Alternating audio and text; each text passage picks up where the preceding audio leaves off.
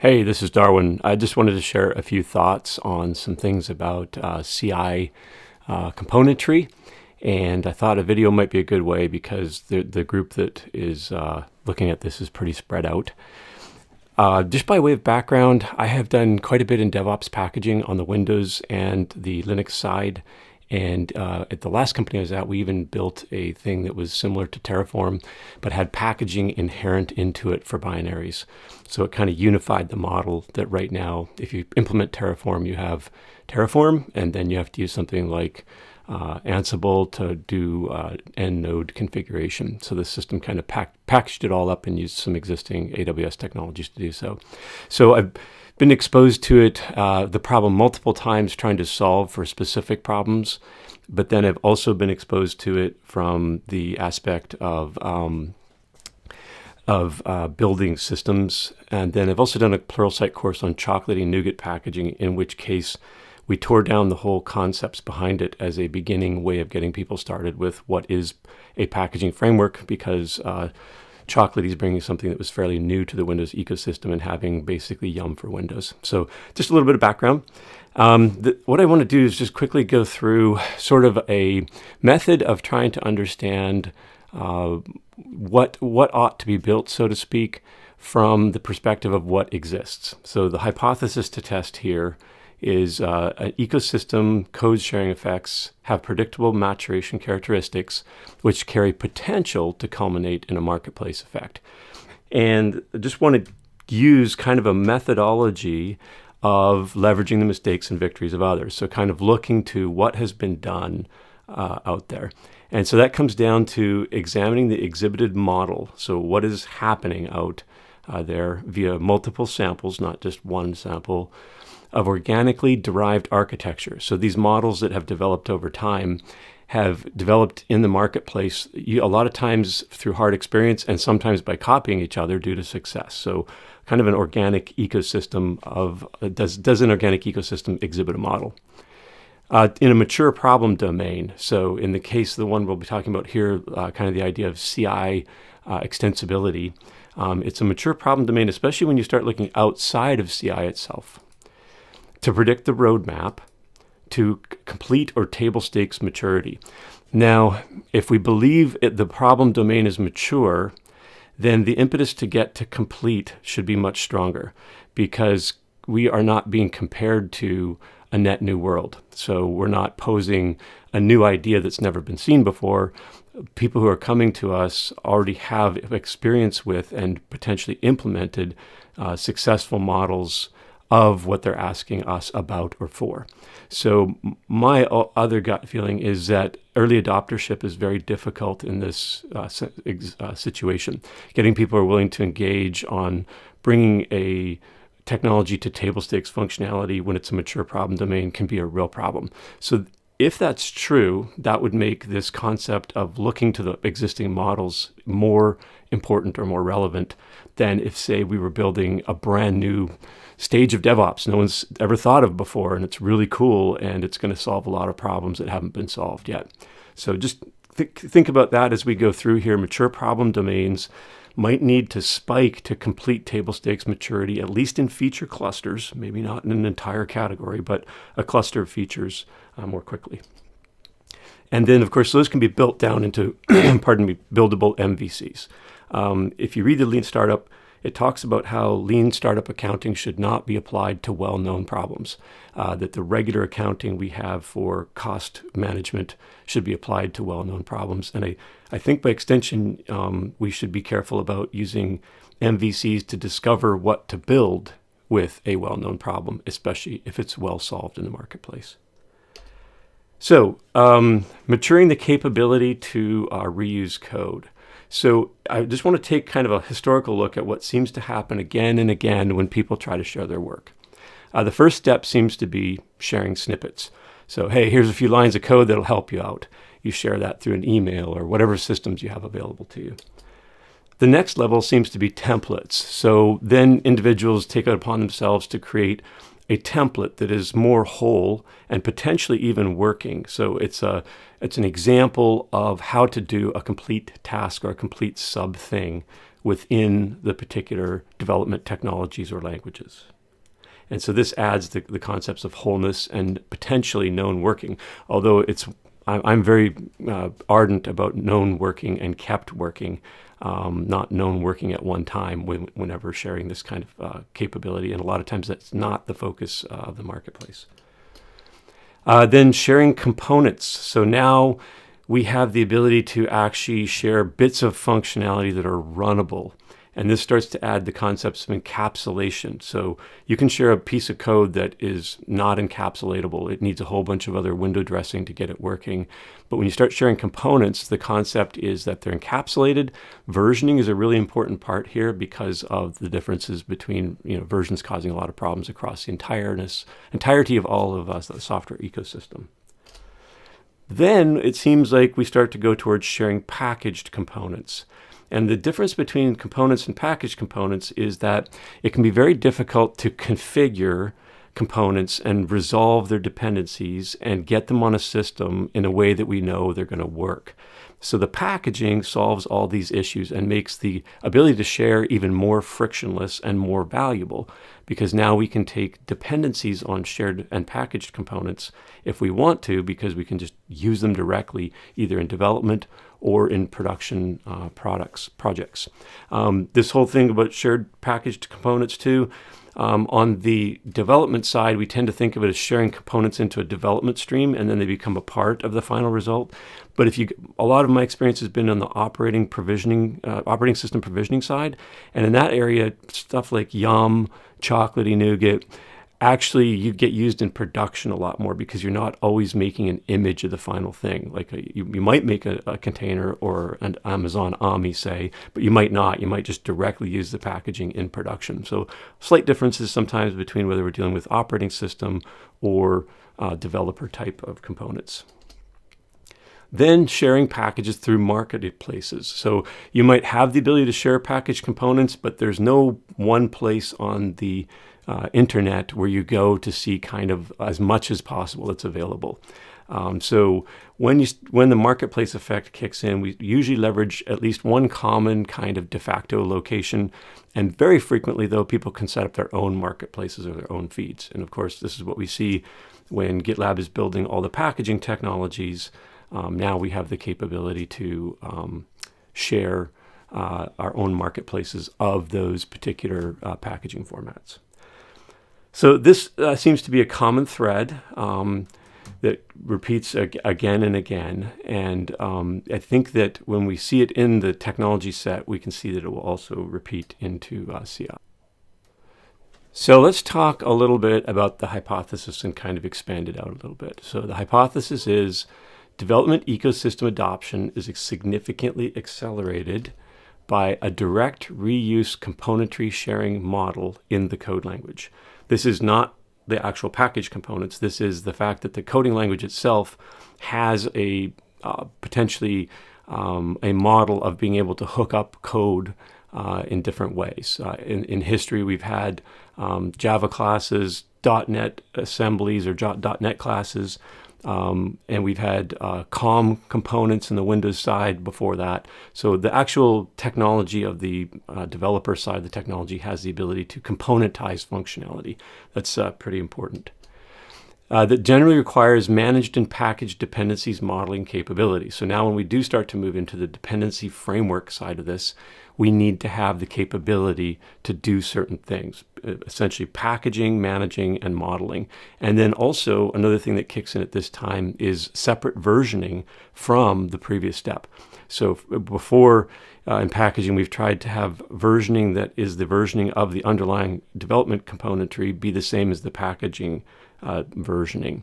And of course, it's a best practice if you can do that to keep those the same. It's very helpful. However, many cases we've had to slide these versions to be different in order to fix things. For instance, the most common I've seen is when you're changing the logic that installs stuff for a package, but the actual code that it's packaging never changed. You need a way to express that. This is a newer version of the package that won't blow up on your system, even though it's delivering the exact same components as the previous one. That is named. So we're going to see as we go through some examples that naming or branding the actual model for the package dependencies has been a common and I think very useful and helpful effect in the marketplace. Technology is overloaded with so many terms. So if we are able to give people shorthand references to what we mean, then it really helps all the conversations to go more smoothly. And if the people don't know what it means, they also know it's incumbent upon them to go learn what it means. And I've been struggling with this with our CI model. There's no way to express that we can actually, similar to Auto DevOps, build some dependable componentry, but we don't have a name for that. And so it continues to be a struggle for customers to understand that we can even do it, and it continues to be a struggle to express that we can do it. Upon which a component marketplace can be built. So basically the idea is then once we have this framework, we can potentially build a component marketplace. Now, another interesting technical requirement of 0.5 is the ability to quickly and easily source this across networks. So you can have, if we look at the evolution of the Yum packaging model, RPM packaging came out first, and it did not have a transit mechanism to frictionlessly deliver packages everywhere. Well, Yum was added on top of that in order to accomplish that. Same with apt-get being added on top of the Debian package format. Apologies that most of my examples are from the systems side of the house, but that's where I've had my career. So it's important to see that there is even more technology that has to come in to do number 5. And then I'm going to postulate that conversely, this effect is inhibited to a degree that the sum of the above are not matured. And some of the questions that we're going to leave open at the end are, is there order to these things? Do they have to exhibit in a certain order for the effect to happen? Are all of them required or not? But I'm going to hypothesize that at least some of these, if they're not matured at the right times in the sequencing of building something like this, then it's going to have an undue or an outsized effect on inhibiting the market effect. So let's test the hypothesis by looking at some examples. I do have one other point that managed includes concepts like version safe capabilities, pegging, and dependency versioning. So let's take a little look at trying to map some of this out with computing languages, as well as some other frameworks that have evolved over time that have this kind of marketplace effect. One of the things that we'll want to take a look at too is that not all of the individual items conform precisely to a model. The primary issue here is that they end up with a marketplace. So some of the components end up being essential to certain models and not to others, as you'll see as we kind of walk through here. So first of all, we have the ecosystem level and just kind of some commentary on the maturity. So in the first column here is instead of instances, it's just an example of maturity. So with an ecosystem level, if we don't have anything else, we can at least have copy and paste templates and snippets. So the lowest level of maturity, we're able to share things with most every language and framework. Then when we start getting to the reusable production-worthy components, most times this has something within the language or framework that allows us to create componentry in the framework that is then packageable separately and deliverable for runtime use. So sometimes the languages need the capability at this level that you can separate some files, send them separately, put them into another project, and they can be dynamically linked at that time. So that's what we mean by that direct reuse model, that the underlying framework has some sort of dynamicy that allows you to ship things separately, but they get to work together when they hit the final system. Then when we have a named package dependencies modeling capability, now we add that ability to be able to also install and make sure that these things are in the right places. These can be really simple, like just extracting them to the right location, or they may include additional logic for actual integration into the target system. So that is the capability of the packaging system to be able to deliver and integrate components. And then finally, they usually have a primary marketplace, and this is what generally requires that we have some sort of networking capability within the packaging framework that can deliver things across from endpoints to clients that want to consume them. So let's take a look at Java. Within Java, we have the concept of Java classes, which allows us to componentize the language into smaller bits that can be distributed. And we have Maven packaging that enables this. And we have maven.apache.org. So this is an example, kind of a classic example where it's very fit to pattern. Then JavaScript is a little bit different. Underneath it has Node.js modules or ECMA modules that allow us to have some modularity at the language level. Technically, it doesn't have classes, but rather objects, so it's still got a strong modularity, I guess, architecture, if you will. And then we have NPM packaging to wrap those in, and of course, npmjs.com is the kind of the primary marketplace, so to speak. Let's talk a little bit about .NET. So .NET has developed its own dependency framework. Within .NET, there are .NET classes, which are quite similar to Java classes. And now with .NET going multi-platform, it becomes even more synonymous. There's even bytecode compiling that's always gone on in .NET, but its synonymousness with Java becomes very, very apparent now that it's going multi-platform.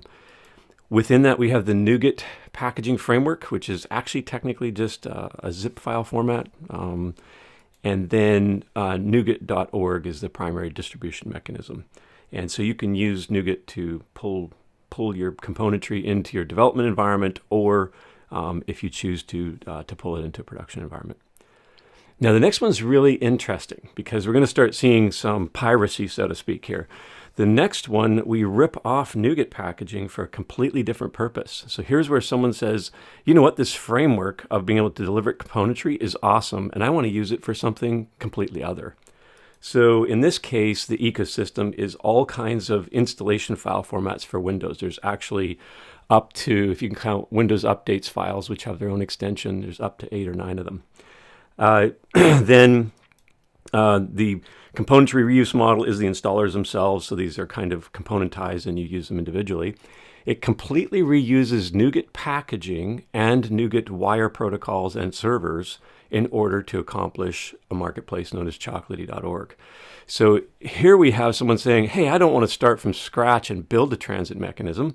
I'm just going to rip off this existing one, and my purpose isn't developer dependency management. My purpose is software installations of the operating system. So this basically gave a very early version of like Yum or apt-get for Windows, a completely DevOps-oriented packaging framework that could then use the dependency management of that dependency modeling capability in order to reuse it for operating system packages. And then finally, another one, Docker. So Docker doesn't quite fit the model in some ways because technically Docker is only for deploying stuff. So it's almost like it's for encapsulating whatever you want and then shipping that. And the componentry reuse model, you could say, is layers. It's a little bit different here, though, because you don't have runtime control over what those layers are going to be. So really, a Docker image kind of knits together the layers, and it's more of a background thing. But it is another way of providing fixed componentry that's directly usable and dependable, being able to depend on it. And dockerhub.com is the marketplace for that.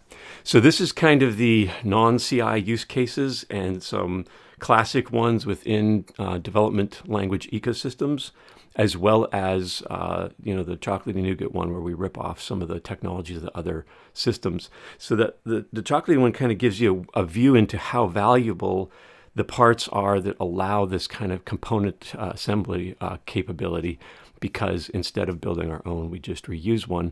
There's other examples of this. Sometimes folks will use, I've heard they'll use Maven packages, I think it is, in order to generically package runtimes that aren't Java. And so there are some other cases, they're not as, they haven't established their own market like Chocolatey necessarily, but there are other ways to try to do this. Also, notably in GitLab, we have the generic package feed now, and in theory, you could make up some of your own scenarios if you had something unique. Now, one thing I wanted to point out is that marketplaces play a critical role in scalable technology partnership. And I'm being a little bit selfish here because I work in alliances, and so part of my role is to support our technology partnerships that happen at the alliances level. And so marketplaces function to share like all solutions, but there's a special class of solution of technology integrations so that we can link our system to other systems. And I've even had customers come in, for instance, Crossplane, who made the managed app for our system, is much more interested in doing a CI extension because they can link the systems in meaningful ways. Interestingly, it also lets technology partners develop their integrations separate from us. So it's not going in the core, so they don't have to spend a whole lot of time interacting and waiting on much longer development cycles than if we simply guide them on building some CI. The formalization of the dependency model and at least one initial seed market play a critical role in scaling integration without scaling costs and headcount. So sharing copy paste code is expensive for our partners and for us when it comes time to support it. It's also the equivalent of forking code. So having this kind of model seems to be essential part of being able to scale this up without having a lot of human interaction at the support level, the documentation level. Also, integration reliability expectations are disproportionately important for technology partnership. So let's say you could say, well, you know what, we don't need to develop a dependency model or make sure that isolation of the CI is possible because we can get around it with these things. It would still be very important in technology partnership that these integration capabilities are provided, because it's going to make it much more challenging if there's not a solid model to base that integration on. We're not going to be able to basically share governance of the code. And if you look at models like Amazon's shared governance model, and we also talk to other vendors about how they do technology integrations, it's important that we can make the person providing the code or the organization providing the code as responsible as possible for keeping it in a working state. So running automated tests on their side or on our side, paying attention when they fail, also updating their code when they have new features or breaking changes so that their glue code will keep working. So I would make the case that this is even more important for technology partnership to really scale. And of course, that affects ecosystem. Do we have a viable ecosystem if we aren't integrated with a lot of the top vendors? So all of this is interesting, but there's still some questions that emerge to think about, to talk about, to resolve. And so just to poke through those. What other major characteristics might there be? So this is just, in my experience, what characteristics do I see happening again and again and again as the same problem is approached again and again and again? Which of the sharing maturity model characteristics that were presented are necessary or required to achieve marketplace effects? So are they all necessary? If so, which ones? Are any of the sharing model maturity characteristics, regardless of technical necessity, expected by those participating in the marketplace? So if you think about going and buying something personally, if it comes to you in an unexpected situation, I don't know, you're in a context where you're not thinking about buying anything in the first place, then you aren't as open to it. So are there expectations of a componentry marketplace that we need to adhere to for rapid adoption, regardless of whether they're technically required or not? One of the things is recognition of trustability characteristics. So, you go to a big box store with a big brand name, you trust it, and you therefore use it, are more inclined to use it and trust it. And interestingly, in a marketplace, whether it's CI components or anything, trustability and trust are really important characteristics. So we have to be aware of the human characteristics that might dictate a given way of modeling this out that is not too novel away from what they would expect in order to trust it. Are there any sequencing concerns for building these characteristics? So should they be built in a certain way? Is there certain things that must be in place for another characteristic to exhibit? If we're not careful and we start MVCing all over the place, we might get these out of sequence and have unnecessary delays in getting to the end state that's desired. So that's everything for this presentation. I just wanted to get together some of these thoughts of repeating patterns that I seem to see in working with DevOps and packaging again and again. And just wanted to share those with everyone as possible considerations as we move forward with ideas about how CI should look in the coming year. Thank you.